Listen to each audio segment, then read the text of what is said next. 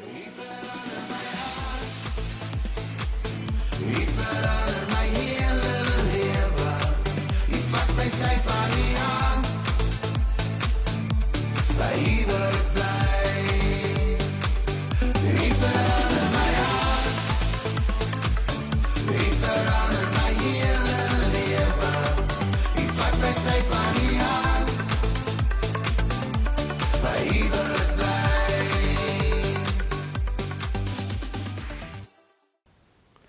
Goeiedag geliefdes, ons praat oor verander. En net so terloops lees ons in Galasiërs 5. Ons lewe deur die Gees, laat die Gees nou ook ons gedrag bepaal, so dit gaan maar wat 'n mens doen, hè. Praat is maklik. Daar's 'n ding wat sê, those who can, do. Those who can't, teach. Laat dit so 'n bietjie by jou insink en dink 'n bietjie daaroor. Partykeer is die mense wat die meeste sê oor 'n ding, dalk jy is die wat nie kan nie. Dink maar aan jouself as jy op 'n Saterdagmiddag rugby kyk en jy kritiseer die skeieregter. Of jy wil vir jou span vertel wat hulle volgende moet doen. Maar kom ons staan stil by vers 22, 'n oorbekende vers.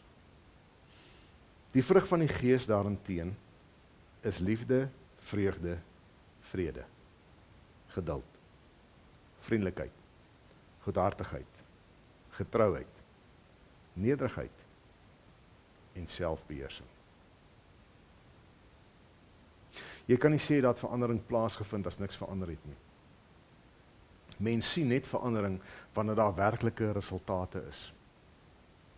En wanneer dit regtig so is, dat God jou denke vernuwe het, jou enginekamer, dat God jou pomkamer verander het, dat jy 'n nuwe mens is en die ou is verby en die nuwe het gekom soos ons gister gesels het, dan bly daar een ding oor, die vrugte volg. Jy kan dit sien, jy kan die verandering sien. En daarom is dit vir Paulus so belangrik om te skryf oor hierdie dinge en te sê, maar dit is die dinge wat moet sigbaar wees in julle lewens. Julle is die Here se kinders. Dit help nie julle praat daaroor nie. Julle moet dit wys, julle moet dit doen. En dit help ook nie ek en jy sit vandag en ons gaan hierdie lysie van Galasiërs 5:22 en ons maak regmerkies langs party en verkeerde merkies langs party nie, want jy sien dis een vrug. Dis nie 'n klomp vrugte nie. Dit is soos 'n lemoen met wat uit baie skyfies bestaan. As een van daai skyfies vrot is, is 'n lemoen vrot.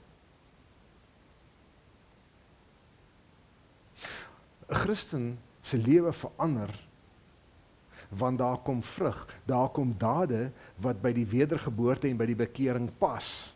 Daar kom 'n ander manier van dink, 'n ander manier van voel, 'n ander manier van praat, 'n ander manier van doen.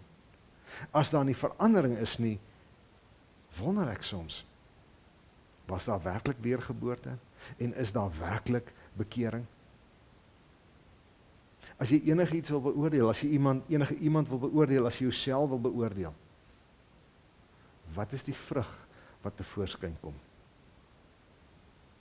Hoe praat jy? Hoe hanteer jy ander?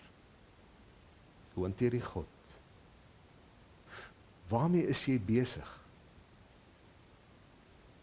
Is jy besig om vrug in hierdie wêreld in te bring? Of is jy nog by afbreek? En afknou? En afpraat? En teepraat? En teestribbel? En altyd moeilik wees? Of is hierdie vrug sigbaar?